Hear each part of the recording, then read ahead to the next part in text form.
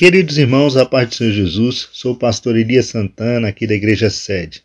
É uma alegria podermos estar juntos para compartilhar a palavra do Senhor.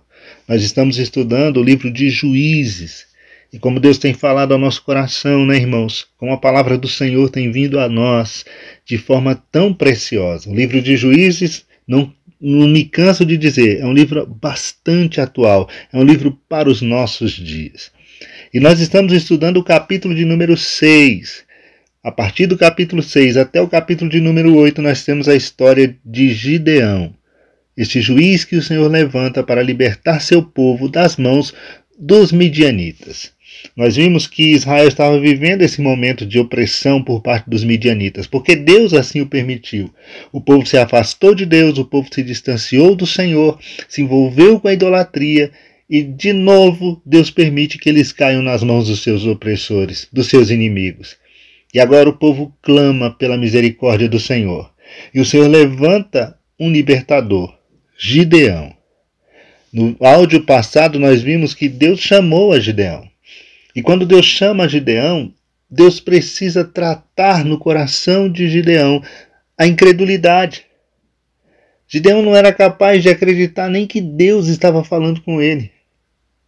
Deus se manifesta a ele, o anjo do Senhor, e Gideão ele tem dúvida se de fato era o Senhor que estava falando com ele.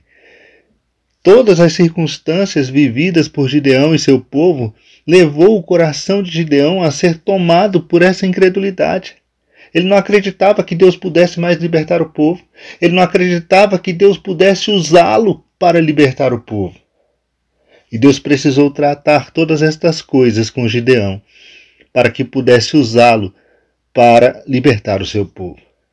E é interessante observar que quando Gideão traz o seu sacrifício e oferece ao Senhor, nós vimos isso no áudio passado, Deus recebe o sacrifício de Gideão. Seu sacrifício é queimado ali em cima daquela pedra.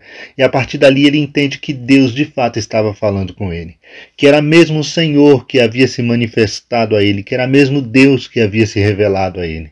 Agora ele tem certeza de que Deus o estava chamando para uma grande obra. E hoje nós vamos dar continuidade ao capítulo de número 6. E nós vamos ver a primeira missão que Deus deu a Gideão.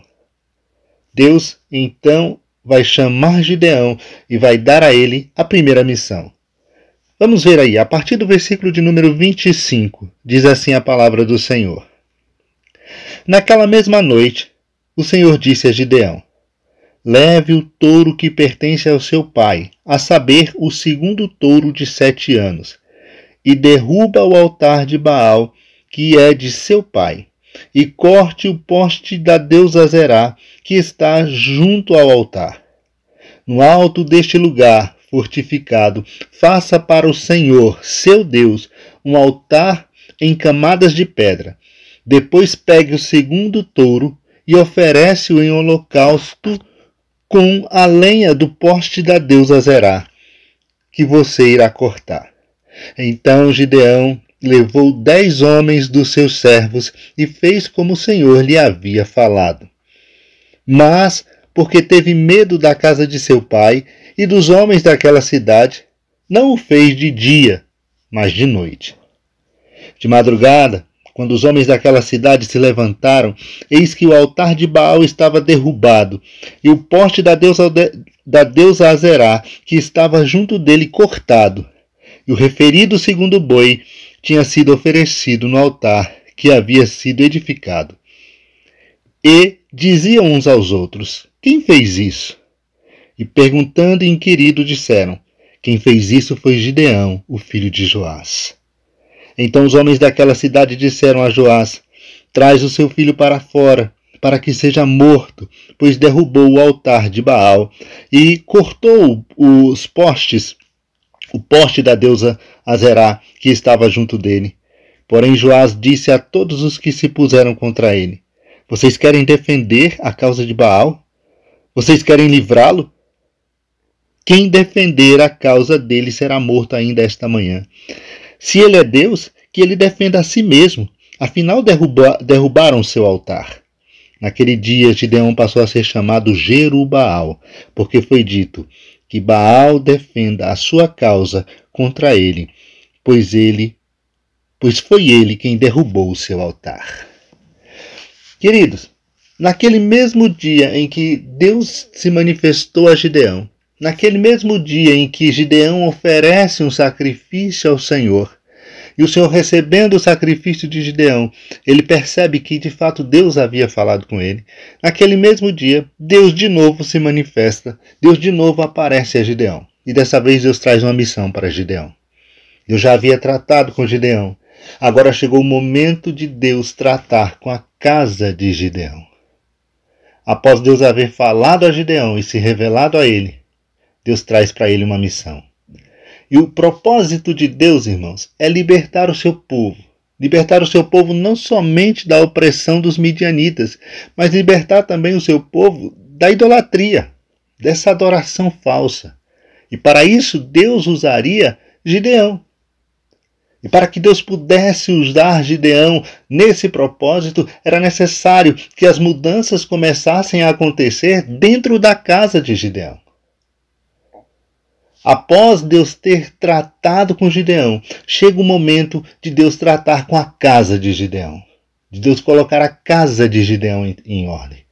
Pois nós não podemos, irmãos, realizar a obra de Deus sem que antes coloquemos em ordem a nossa própria casa. O conserto deve começar em nós e na nossa própria casa. E a ordem de Deus para Gideão é: vai lá na casa de seu pai e derruba o altar que está edificado a Baal na casa de seu pai. A família de Gideão era uma família idólatra.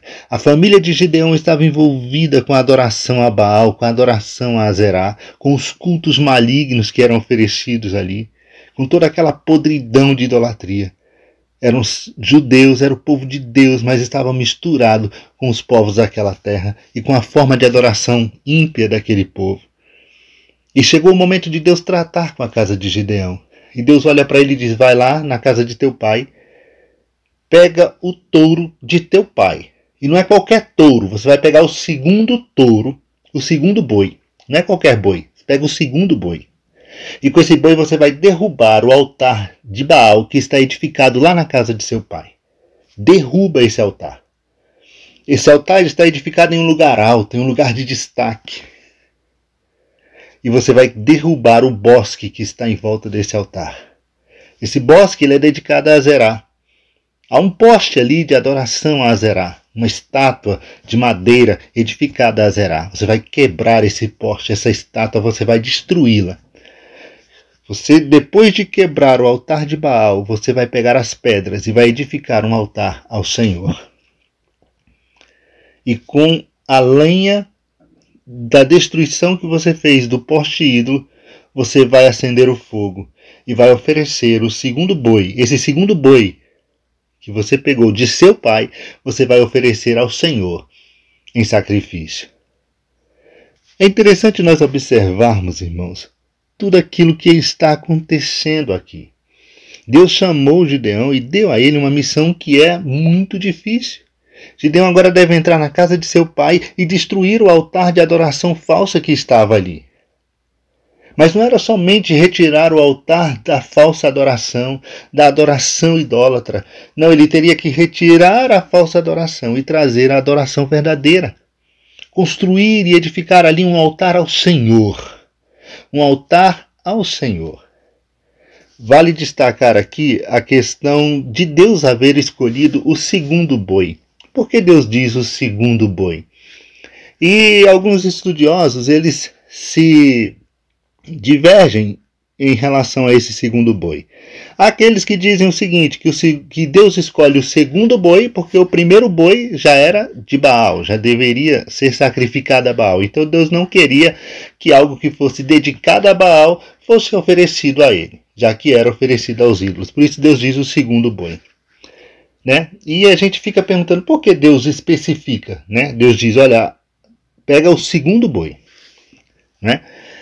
Talvez seja por essa razão, mas existe uma outra corrente doutrinária de estudiosos que entende que esse segundo boi, ele era aquele boi que desde novinho, desde pequeno, ele era separado. E esse boi ele era cevado, ele era nutrido, ele era bem alimentado, para que ele se tornasse o boi mais forte, mais bonito, o melhor boi de todos, o boi reprodutor. E aquele boi ele representaria muito para aquela família. Ele representaria o sustento daquela família, a sobrevivência daquela família. Por causa daquele boi, outros bois surgiriam. Ele era o boi reprodutor, ele era o boi mais forte, ele era o boi mais bonito, ele era o boi mais cevado. E durante um período de tempo esse boi ele era mantido assim, ele era bem tratado, bem cuidado, de modo que ele seria o melhor boi, o boi mais bonito. E depois esse boi, ele seria oferecido a Baal. Esse boi depois seria oferecido em sacrifício a Baal, como uma oferta a Baal. Aquilo que o povo tinha de melhor, eles ofereceriam a Baal. E Deus olha e diz, eu quero esse boi. Esse boi é o melhor que vocês têm? O melhor de vocês não vai ser para a idolatria. O melhor de vocês não vai ser para os ídolos. O melhor de vocês vai ser para Deus. Então Deus pede para que ele entregue esse boi, que estava sendo cevado durante 7 anos. É interessante observar que esse período de 7 anos é exatamente o período em que o povo estava sofrendo nas mãos dos seus opressores, nas mãos dos seus inimigos. O historiador Flávio Joséfo chega a dizer que esse boi ele poderia chegar a pesar 1 tonelada. Veja que era uma preparação de muitos anos que eles faziam com esse boi para depois oferecê-lo a Baal. Mas agora Deus diz, esse boi eu quero que você ofereça a mim. É interessante observar, irmãos, que nós como verdadeiros cristãos, como servos do Senhor, não podemos construir um altar ao Senhor sem antes destruir os altares que construímos para adoração aos falsos ídolos ou aos falsos deuses. E muitas vezes nós estamos envolvidos com isso. O dinheiro se torna um Deus na nossa vida, o carro se torna um Deus na nossa vida, a casa se torna um Deus na nossa vida. Quantos deuses nós temos trazido para dentro de nossa casa? Quantos ídolos nós temos colocados ali no lugar do Senhor?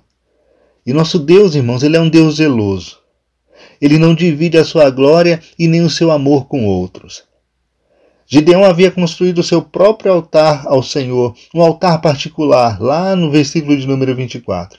Mas agora chegou a hora dele assumir uma posição em público, sem fazer qualquer concessão. Chegou o momento dele encarar a realidade dentro da sua própria casa, junto aos seus familiares, junto aos seus vizinhos. Antes de declarar a guerra aos midianitas, ele deveria declarar uma guerra a Baal dentro da sua própria casa. Talvez seja isso que Deus esteja esperando de nós, irmãos. Nós tomemos uma posição dentro do nosso lar, de retirar de nossa casa tudo aquilo que não é adoração ao Senhor. Tudo aquilo que nos tem afastado de Deus. O que Deus havia pedido a Gideão não era nada fácil. A missão era difícil. Ele teria que pegar o altar que estava na casa de seu pai e destruir. Ele tinha que pegar o bosque de seu pai e destruir o boi de seu pai e oferecer em sacrifício a Deus. E não era uma missão fácil. Ele ia se opor à religião de seu pai, à religião de seus vizinhos, à religião de seus amigos. Ele ia confrontar a todos ali. Gideão não estaria fazendo nada que fosse fora da vontade de Deus. Ele estaria cumprindo a palavra do Senhor, porque Deus, quando colocou esse povo na terra, Deus disse a esse povo, não se misture com o povo dessa terra. Não se misture com a forma de adoração do povo dessa terra. Pelo contrário, destrua os seus ídolos, destrua os seus altares edificados aos falsos deuses. Porém, Israel fez tudo de forma contrária àquilo que Deus havia determinado.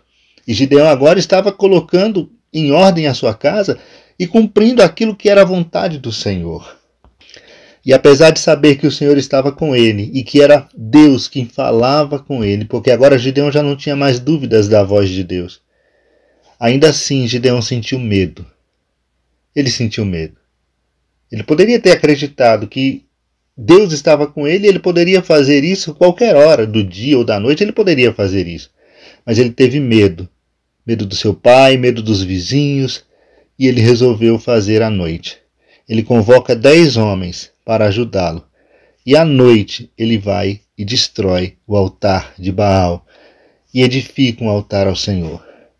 É interessante que a multidão, quando acorda, o povo, quando acorda no dia seguinte, percebe que o altar de Baal está destruído, que o bosque fora destruído, que a estátua dedicada a Azerá fora destruída e queimada, e o boi, o segundo boi, havia sido oferecido em sacrifício. Aquele povo foi tomado por uma ira. Aquele povo foi tomado de uma raiva muito grande. E aquela multidão enfurecida queria saber quem foi que fez aquilo. Quem fez aquilo? Olha a inversão de valores. Israel servia a Deus, mas estava tão misturada com o mundo, tão misturada com as coisas do mundo, e se importava mais com a idolatria do que com as coisas de Deus.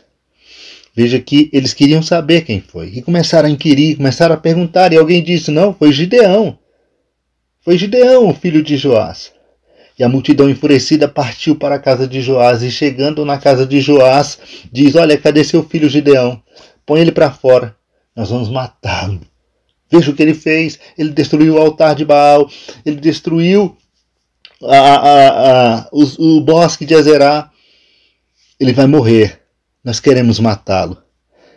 Mas Deus estava com Gideão. Deus havia chamado Gideão para realizar aquela missão. E agora o pai de Gideão, Joás, se levanta. Ele que tinha todas as razões possíveis para ficar contra seu filho. Afinal de contas, Gideão havia despedaçado o altar de Baal, onde o seu pai adorava, e havia colocado em seu lugar um altar ao Senhor, o Deus verdadeiro. Havia sacrificado um dos melhores bois de seu pai ao Senhor e usado o poste sagrado de Azerá como lenha. Mas Deus trabalhou no coração de Joás. E trabalhou de tal modo, irmãos, que ele defendeu Gideão diante daquela multidão enfurecida, diante do povo daquela cidade. E já chega a insultar a Baal. Veja o que diz o pai de Gideão. Versículo de número 31. Porém, Joás disse a todos os que se puseram contra ele, vocês querem defender a causa de Baal? Vocês querem livrá-lo? Quem defender a causa dele será morto ainda esta manhã. Se ele é Deus, que ele se defenda. Que ele defenda a si mesmo. Afinal, foi o seu altar que foi derrubado. Veja que essas palavras de Joás, elas trazem um confronto ao coração daquele povo. É como se, ao ouvirem o discurso de Joás, a ficha caísse naquele povo. Eles começassem a entender que eles estavam adorando um Deus que não valia nada. O povo passa a entender que os ídolos, eles não são nada. E que se Baal fosse de fato Deus, ele ia pleitear a sua causa, ele ia se defender. Ele agora não precisaria de ninguém que o defendesse. Que Deus é esse que precisa de homens para defendê-lo, para defender a sua causa? Isso nos faz lembrar, irmãos, o Salmo 115. O salmista no Salmo 115 ele diz, os ídolos das nações são prata e ouro, obra das mãos humanas. Tem boca, mas não falam, tem olhos, mas não veem, tem ouvidos e não ouvem, tem nariz e não cheiram, tem mãos, mas não apalpam, tem pés, mas não andam, som nenhum sai de sua garganta. Tornem-se semelhantes a eles os que os fazem e todos que neles confiam. E o salmista diz no versículo número 9, ó Israel, confia no Senhor, Ele é o seu amparo e o seu escudo. Casa de Arão, confia no Senhor, Ele é o seu amparo e o seu escudo. Vocês que temem ao Senhor, confiem no Senhor, Ele é o seu amparo e o seu escudo. E o povo então agora ele vai entender que Baal não é nada e que eles tinham que servir ao Deus verdadeiro. Isso nos faz lembrar o enfrentamento do profeta Elias, lá no livro dos Reis, no capítulo de número 18, contra os mesmos profetas de Baal. E ele vai dizer, se o Senhor é Deus, sigam-no. E se Baal é Deus, sigam-no. O povo precisava tomar uma posição. O povo precisava se posicionar e servir ao Senhor. E ao que parece, irmãos, é que o povo ali da vizinhança de Gideão acabou entendendo o que o pai de Gideão estava querendo dizer. Que aquele Deus não os podia livrar de forma alguma. Veja o versículo 32. Naquele dia, Gideão passou a ser chamado de Jerubaal, porque foi dito que Baal defenda a sua própria causa contra ele. pois foi ele quem derrubou o seu altar. Jerubaal significa Baal contenda contra ele, ou ainda adversário de Baal. Foi assim que Gideão ficou conhecido. Que eu e você possamos ser conhecidos exatamente pelo fato de não aceitarmos a falsa adoração dentro da nossa casa, junto de nossas famílias, que nós possamos retirar de dentro do nosso lar tudo aquilo que impede o agir de Deus. Deus tem propósitos com a nossa vida, Deus quer nos usar de forma poderosa.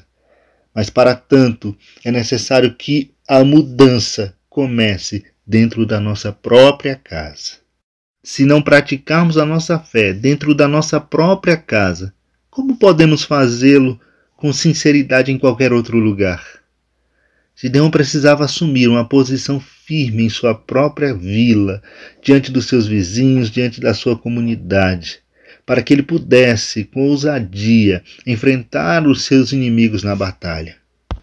O nosso Deus, irmãos, antes de nos dar grandes vitórias em público, Ele nos dá pequenas vitórias dentro da nossa própria casa. E com isso Ele vai nos preparando, Ele vai nos capacitando para aquilo que Ele quer fazer através de nossas vidas. Que o Senhor te abençoe, que o Senhor continue abençoando a sua casa, o seu lar, a sua família. Agradeço a Deus por essa oportunidade, agradeço a nossa pastora presidente, ao pastor Gideão Júnior, que está coordenando esse projeto.